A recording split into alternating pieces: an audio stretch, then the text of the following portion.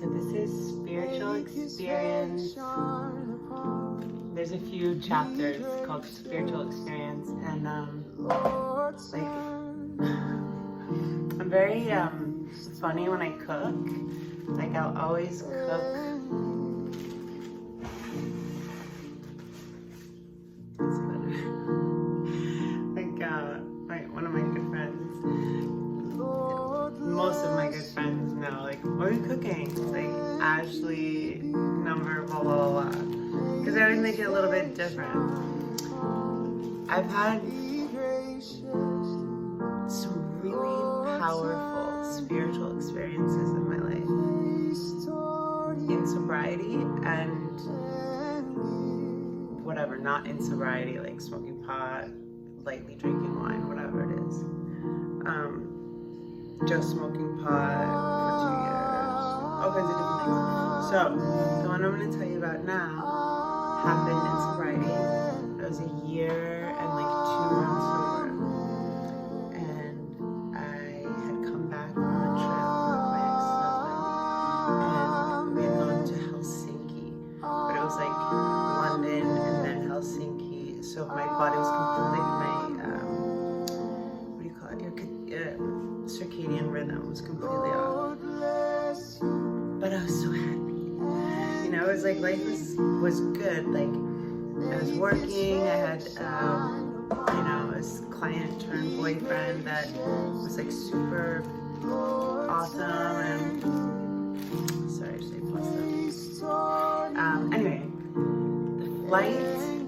First of all, we were gone for like 10 days or so that time. So we were in London for like 5 days, and then Helsinki for 5 days.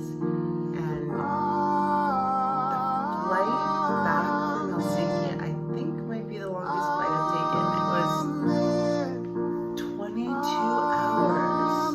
And I like forget if that includes time change, but it was like I kept waking up. So long. When I got back to LA and we left, first of all, there's no such thing as really daytime in Helsinki. There's like 12 or 1 p.m. to 4 where it's like light. It's like early evening.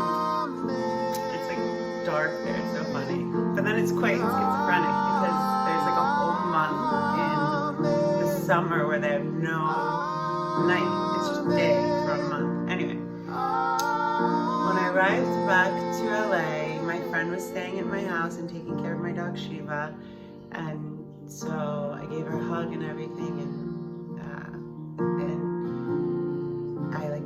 I unpacked my bags. It was like quite a trip, and I wasn't tired, but I knew I needed to sleep. But I was like, okay, I'll take a run, and then I'll come back and have a rest. So Shiva and so it's like 10:30 a.m. and I lived on Hudson and Melrose, which is right across from Hancock Park. Like when we crossed Hudson, we're at Hancock Park. So Hancock Park in LA is like, it's like a nice, like big houses, nice neighborhood. Like Nicolas Cage lives there. Not like I give a shit about that, but just so you know. Running, it's aesthetically pleasing and there's more space. It's like a proper neighborhood, whereas a lot of Hollywood and West Hollywood are apartment buildings with, shit everywhere. Literally.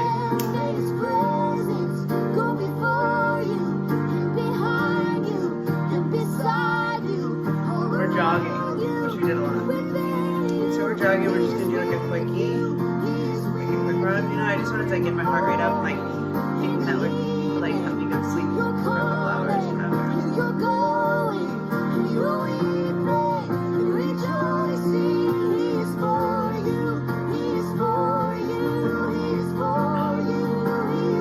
We're running, and we're like 2 blocks into Hancock Park from Melrose, so you start to really feel like you're not really as much in LA.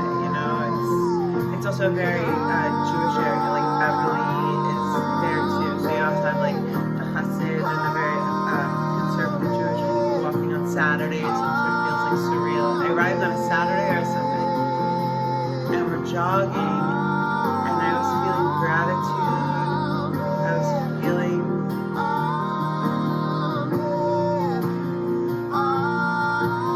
the manifestation of all the stuff I was saying, and I knew. It was like the acceleration. I think when we sustain faith, we have like these accelerated, where it all comes together, and you're just like, oh, I remember, this is a year and 2 months of not having one drug or mind-altering substance in my system. And Shiva and I are jogging, and I felt every human being's light, every person's strength, all the love, the passion, the tears, the endurance, the tenacity, the fucking love, the hate, the beautiful of it all. And I fell to my knees, like crying, but just overwhelmed with a scene and a feeling. And Shiva and I were like looking at each other, and I understood that every time I touched her, that meant something, and that made a little bit of a rift in a good way. And she knew too. We were like in the same place. And I felt the beauty and the ferocity and the raw passion and the love and the strength that is this karmic dance, this experience, this human and, spiritual experience or a human being having spiritual experience. I felt every person on this planet's fears, desires, mistakes, shame, fight, fright, flight, bravery. It was overwhelming pride for our species.